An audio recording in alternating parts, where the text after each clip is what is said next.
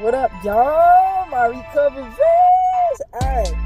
So, this group that I've been, kind of in contact with, he posted something today. Shout out to the Dark Angels and stuff. But, it kind of really resonated with me because it's fucking true, dude. And now ask yourselves these questions as well. Like, people say, they ask Jess, how did you get clean? You know what I mean?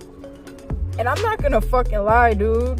I didn't want to get clean. I didn't want to fucking change my life. I wasn't going, I was sick of it. And, the night before I got arrested, I actually did get down on my knees. And this happened 2 times. The first time in prison, before I went to prison in 2012. And then this last time. And I'm gonna tell you, God is so real, dude, okay? Because I prayed, I got down on my knees. I said, God, can you please get me off of this shit? Okay? So, I respect the females' hustles out there. That how they got their money, But that wasn't me because I obviously am gay and I like girls. So I asked my dude, let me hustle for you, So he let me hustle. So that day I got arrested, I got pulled over for my front license plate missing a letter. I wasn't speeding or nothing. I bent the corner. I had just, went to my dude and got some things and, was going to hustle. And I bent the corner and the police were right there. You know why I got pulled over? Because my fucking license plate was missing a letter. Alright? This is how good God is, okay? Because I'm telling you, I got down on my hands and knees the night before. So I got pulled over. I had I just went to my guy. I had 10 and 10, you know what I mean? And, they found the shit. So I got taken to jail forcefully, okay? I got treatment. I got pushed into recovery. I wasn't ready to get clean, even though I said I was ready. I was fucking sick, y'all. You know what I mean? We say a lot of shit when we're sick. But I asked God to get me off of this shit. And the next fucking day, I literally was arrested. Okay? Forcefully. I didn't want to fucking go to jail. But forced treatment, I think, in my opinion, for me, for myself, is the best treatment. Because look, if you think about it like this, if you go to like detox, right? You can, when you start feeling sick, you can sign yourself out. So when you really start feeling it, you're ready to go. You signing your life away.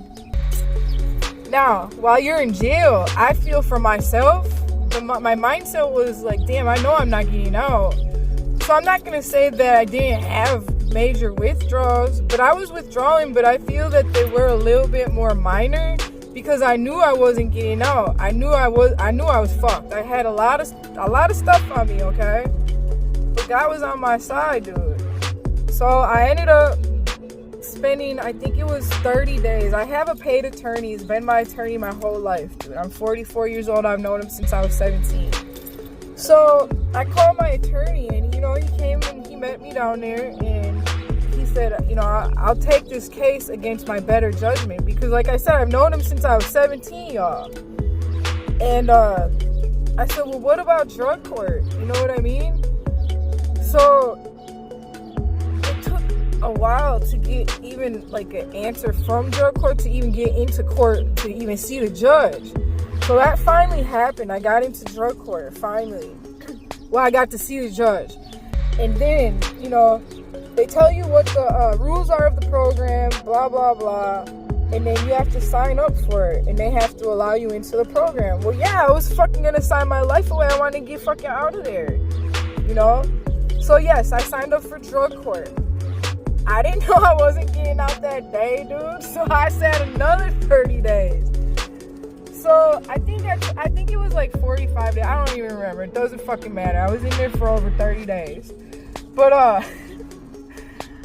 the day I finally get into residential treatment because from drug court you gotta go into an inpatient program and do the program. You gotta do the work, obviously, okay? So I got into an inpatient program. I said, you know what? This is life or death for me now. It's either live or fucking die. The fucking Fetty was just coming out, and I thank fucking God I never got any taste of that I think maybe one time our shit was fucking mixed with that shit and I didn't like it. So I'm really grateful I didn't get into that. But so I got into treatment, and the first thing I told my RSC worker, I said, I need to get the Vivitrol shot. I need it today. It's detrimental to my recovery. She was like, really? I said, yes, I need it today. So they couldn't get it to me that same day, but the next day, my second day in residential treatment, I got the Vivitrol shot. I was on Vivitrol for 2 years. Okay, so in inpatient treatment here in Milwaukee, you only get up to 30 to 60 days. Well, that ain't even enough to go through full withdrawals, okay? So after like 60 days, well, before 60 days, I started working this third shift job and shit. Stupid idea. I was early on recovery. I should not have even been thinking about a fucking job at that time. Anyways, I got a job, third shift. I'm surprised they even let me work third shift. But I ended up getting in contact with my ex, and because we were still linked on the same email address for the cell phones, and I was able to get a phone when I started to work. So I don't know what the fuck, but we got back in contact with each other, and I started doing shit with her again. And I tried to actually stay in residential longer, but I actually got discharged the next day after I used. They dropped me and everything, and I went into sober living house. I stayed in sober living for a while. I want to say, well, this is how it happened. I was in sober living for 2 years, but I ended up leaving sober living a couple months after I got there because I thought I fucking had it. I was on that pink cloud. I wasn't fucking, I didn't need no rules. I didn't, but I didn't even have a fucking place to go either.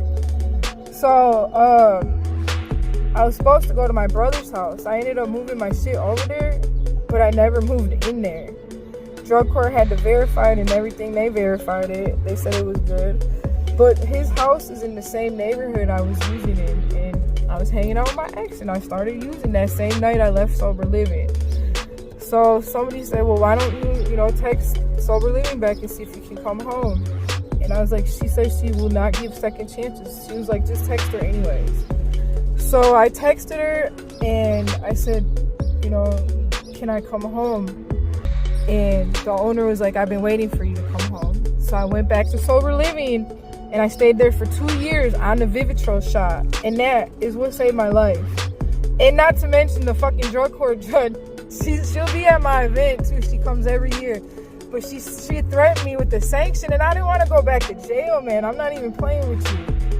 But this is a little bit more of my story. I know it's a little bit longer. But I have to agree, forced treatment is going to be the best treatment.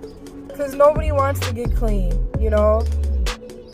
But I'm telling you guys, ask yourself, did you really want to go to treatment? No, how did you get there? There's a very select few that actually go because they really want to go and on their own. But 9 times out of 10, we were forced to get help. And I'm telling you, that forceful help was the best recovery possible for me. Again, I don't knock anybody for doing whatever they do for their recovery that works for them. This is what's working for me. Again, I have that loud ass mouth. I don't give a fuck about what people think about me. And this is my recovery. And it works for me. But if I can get you into a program, I promise you, you're going to want to stay. Just look, dude. I be posting stuff about my life every fucking day. It's not all great every day, but if I don't use no matter what, life is good no matter what, you guys. I'm telling you. But I love you all. Stay tuned. Thank you so much for the continued support, man. You don't even know how much it means to me, guys.